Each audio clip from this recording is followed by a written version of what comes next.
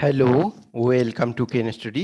CAPF AC 2020 का interview programme है, उसमें हम आज सेशन 13 देखेंगे।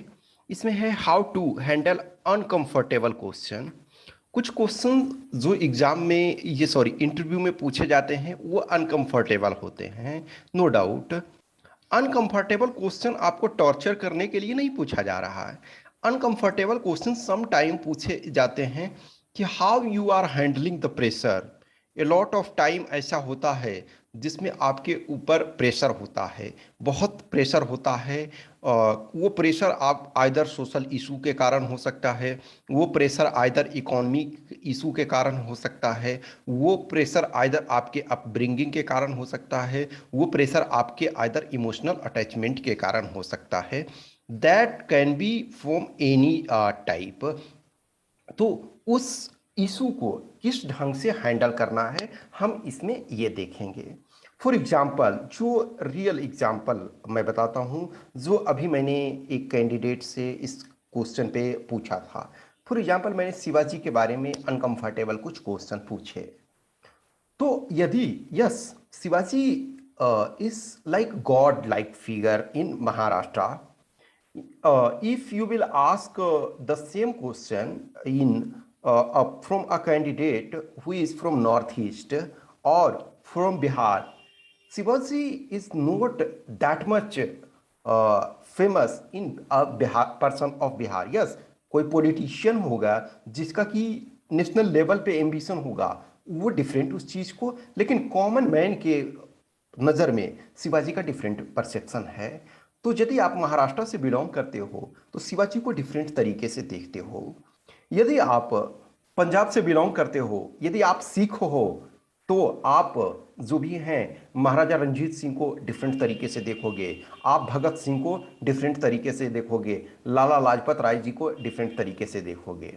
यदि आप बिहार से हो तो डॉक्टर श्री कृष्ण सिंह को जो शेरे बिहार एक तरह से कहे जाते हैं, लायन ऑफ बिहार, उनको बिहार से होने पे डिफरेंट तरीके से देखेंगे। और शायद आप यदि मणिपुर में बैठे हुए हो तो डॉक्टर श्री कृष्ण सिंह का नाम भी आपने नहीं सुना होगा।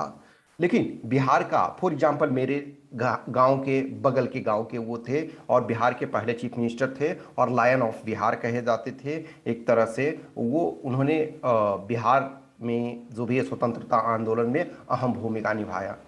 और लेकिन मणिपुर में कोई उनके नाम नहीं जानते, तमिलनाडु में हो शायद आप बैठे हुए हो तो आप उनका नाम नहीं जानते हो।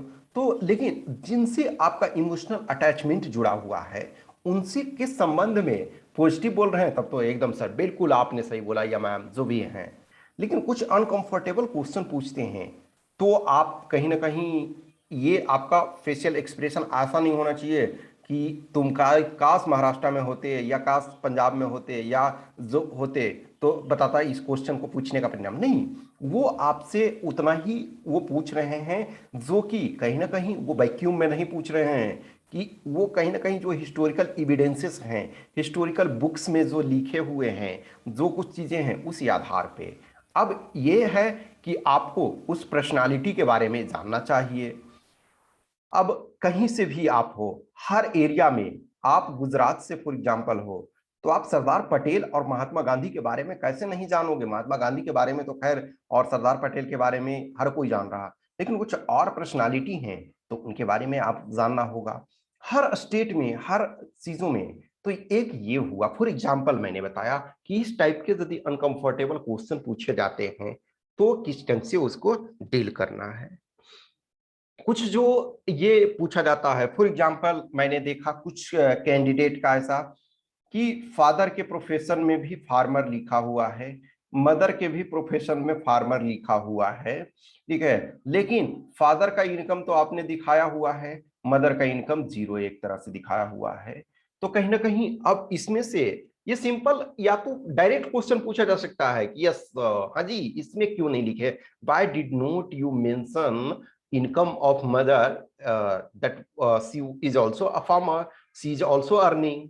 तो आपके पास एक जवाब। लेकिन maybe there are some uncomfortable question, that mean your family is not following gender equalization, or your perhaps your mother is doing more than your father, but still your mother is not getting due recognition. That's mean your family or you are suffering from male dominated mentality. तो ये question किसी चीज को simple way में पूछा जा सकता है, लेकिन किसी भी चीज को वो आपको अनकंफर्टेबल वे में पूछा जा सकता है। तो उस पॉइंट ऑफ व्यू से आपको वो हैंडल करने के लिए तैयार होना चाहिए। हर का मैं इसी वजह से बोलता हूं कि जो आपका डीएफ है उसको बार बार कोई भी की आया हो, कोई भी टर्म्स आया हो, वो उस पर थॉरो होना चाहिए। इंटरव्यू क्यों लंबा एक प्रोसेस आपका तैयारी का प्रिपरेशन का, आपकी एग्रीगेट पर्सनालिटी उससे झलकती है। या फिर फॉर एग्जांपल आपसे पूछा जा रहा है कि आपने ये लिखा कि हम इंग्लिश एक मोटिवेटर रहे हैं और आपका जो कम्युनिकेशन स्किल्स है वो सही नहीं दिख रहा। अब वो बोले कि क्या जी तुम क्या मोटिवेट करोगे, खुद तो तुम मुझे लग रहा है कि तुमको खुद मोटिवेशन की जरूरत है और तुम लिखे हो मोटिवेटर हो, तो क्या गलत क्यों लिखे हो। अब इस टाइप के अनकंफर्टेबल क्वेश्चन पूछे जा सकते हैं। तो आपको कूल एंड काम रहना है, कंपोज रहना है और हमेशा जो है कि इस टाइप के चीजों को विजुअलाइज करना है कि आप डीएएफ को देखोगे बार बार विजुअलाइज और एनालिसिस। जैसे जो भी मेरे पास डीएएफ भेजे हैं, अगर वो पेड हो या नॉन पेड हैं, जो भी आप डीएफ भेजते हो मैं सबका आपको गाइडेंस देता ही हूं जो हो सकता है। इनफैक्ट डीएफ फिल करने वक्त भी हमने आपको बताया था और डीएफ फिल करने के बाद भी हमने आपको चीजों को बताया था, ठीक है, कि जहां हो सकता है अभी भी जो हमारे पास डीएफ भेजते हैं चाहे वो पेड हो या नॉन पेड हो, यस पेड होते हो तो आपको मॉक इंटरव्यू वगैरह करवाया जाएगा और सारी चीजों को आपको राउंड जब तक एक तरह से इंटरव्यू नहीं हो जाता है तब तक एक तरह से ऑल राउंड डेवलपमेंट पर आपका फोकस किया जाएगा। यदि आप नॉन पेड होते हो तो यस कुछ जो है मिनिमम गाइडेंस मैं तभी प्रोवाइड कराऊंगा। तो उसमें से क्वेश्चन फ्रेम करने का कोशिश आइदर की करो। जब मॉक आप से लिया जाता है, ठीक है, तो उस मॉक में आपसे डिटेल मैं उस चीज को स्टडी कर रहा हूं। अब देखो मैं फर्स्ट मॉक जो भी है जनरली क्या है कि मैं 1 to 1 ये करता हूं इस वजह से कि मैं अपने लेवल से मैंने आज अब तक जो भी है 100+ डीएएफ को देखा हुआ है, उसको प्रॉपर तरीका से एनालाइज किया हुआ है। तो मैं उस आधार पे चीजों को देखता हूं, समझता हूं और जो मुझे लगता है कि मल्टी डायमेंशन में जहां से क्वेश्चन अराइज किए जा सकते हैं, जहां से आपसे आपके शॉर्ट कमिंग्स है वो उन चीज को किया जाता है। तो समटाइम अनकंफर्टेबल क्वेश्चन मॉक में भी आपसे पूछा जाता है, मैं इसी वजह से भी पूछता हूं ताकि आप उस चीज के लिए तैयार रहो कि हो सकता है इस क्वेश्चन को वहां पूछा जाए तो किस ढंग से रिस्पॉन्ड आप करोगे। आपका रिस्पॉन्स बहुत मायने रखता है। Whatever things are there, for example बहुत सारे लोग होते हैं कि जिनका पता नहीं, या तो फॉर्म भरने में उस समय फॉर्म में कुछ इशूज था, फॉर्म में इशू नहीं हो सकता, लेकिन कहीं ना कहीं आप शायद ध्यान नहीं दिए। अब कुछ लोग लिखते हैं कि हिंदी लैंग्वेज जानने में तो सिर्फ हिंदी, अब वो कम्युनिकेट कर रहे हैं इंग्लिश में, तो समटाइम अनकंफर्टेबल, क्या जी ये एक ऑफिसर का क्वालिटी नहीं लग रहा है, this is not like a quality of officer.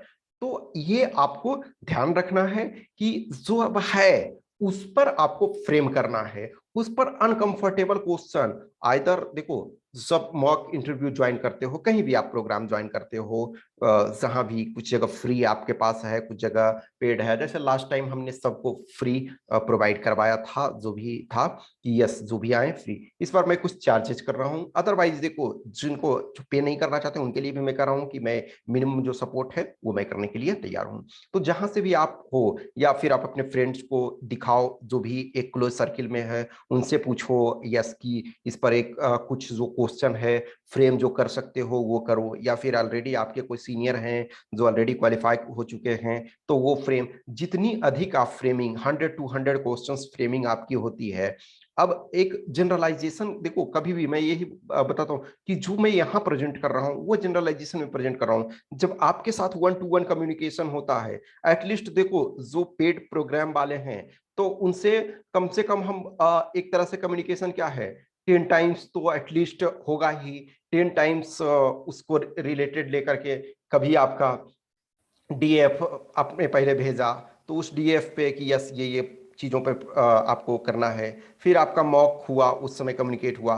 फिर आपका फीडबैक, तो 2 मॉक हुआ, 2 फीडबैक हुआ। फिर और भी चीज़ें आपको जो इशू होती है, तो वो रेगुलर जो कम्युनिकेशन आपका टॉक होगा, जहां आपका इशू है वो फंसते हैं। तो आप कुछ चीज़ों को फाइंड आउट करो। अनकंफर्टेबल क्वेश्चन होता है, तो आपको क्या है कि डेटा आपके पास यदि प्रिपरेशन है, फॉर एग्जांपल बैकअप है किसी भी चीज़ को लिए हो। अब फॉर ये एग्जांपल है आपके मदर और फादर इनकम या जो भी कुछ है उसके रिलेटेड ही, तो आप उसके आंसर तैयार करके रखोगे कि yes this is the situation, our intention is not that, but due to income is not so much, so just for the sake of convenience be included, I included that income in father's income, it is not that much difference। फिर उसके बाद जो आपका situation होगा उसके अनुसार individual का question बनता है। तो कभी भी अनकंफर्टेबल क्वेश्चन किसी भी एरिया से पूछा जा सकता है। आपके डीएफ में एन नंबर ऑफ थिंग्स होती है, चाहे वो आपका इंटरेस्ट हो, जो एक्स्ट्रा क्यूरिकुलर एक्टिविटीज हो, या फिर आपका एकेडमिक हो। अब फॉर एग्जांपल एकेडमिक में किसी का कभी 90% आ गया है किसी में, और किसी में पता चला कि ओनली 55% है। उससे भी अनकंफर्टेबल क्वेश्चन पूछे जा सकते हैं कि ऐसा क्यों हुआ, you were spoiling yourself, you were just wasting money of your parents. This type of uncomfortable question कहीं से भी अराइज किए जा सकते हैं, और बिलीव मी उनको आपके पर्सनल लाइफ से कोई मतलब नहीं है। फॉर एग्जाम्पल लो, यूपीएससी के कोई मेंबर हैं, यानी कि आपके बोर्ड के जो चेयरपर्सन होंगे, वो फॉर एग्जाम्पल 35 ईयर्स तक वो एज ए IAS सर्व कर चुके हैं। तो उनसे वो आपके पर्सनल लाइफ से कोई मतलब नहीं है। उस आधे घंटे के लिए वो एक तरह से 30 मिनट्स के लिए वो आपके साथ हैं। फिर कोई उनको ज़्यादा ये इंटरेस्ट नहीं है कि अच्छा इस लड़का को हम सुधार करके दम लेंगे, या फिर ठीक है बाद में तुम कम्युनिकेट मैं तुमसे कर लूँगा इंटरव्यू होने के बाद जब मैं फ्री टाइम में। नहीं, यस सम टाइम यदि देखा जाए कि एक्सेप्शनल आप पर्सनालिटी हो, कुछ आपके साथ ऐसा है, तो हो सकता है वो आपको लंबे समय तक ध्यान रखें। कुछ यदि आपके पास यूनिक कैरेक्टरिस्टिक्स है, आइदर आपके साथ यूनिक टाइप का ट्रेजेडी हुआ हो, या आपके लाइफ में यूनिक अचीवमेंट हो, तभी वो बोर्ड मेंबर्स जो या चेयरपर्सन जो भी बोर्ड के हैं वो आपको ध्यान रखते हैं। अदरवाइज आपको उनसे आपके पर्सनल लाइफ से उन्हें कोई मतलब नहीं होता है। लेकिन स्टिल चूंकि आप वहाँ इंटरव्यू में हो, तो उस 30 मिनट्स में क्या है, ऐसा नहीं है कि वो पूरे टाइम आपको इंगेज करके रखते हैं, पूरे समय नहीं, होल टाइम नहीं रखते हैं। लेकिन उनको जो भी लगता है, हर जो मेंबर्स होते हैं, जो भी 5 फॉर एग्जांपल हैं, तो उनका एक तरह से टास्क है कि यस कुछ जो डिटरमिन्ड एरिया है उससे आपको क्वेश्चन पूछे जाएंगे। फॉर एग्जांपल यदि आप इंजीनियरिंग ग्रेजुएट हो, तो उसमें से किसी जो मेंबर्स हैं उनका इंजीनियरिंग में एक्सपर्टाइज है, तो वो उस चीज़ से पूछेंगे।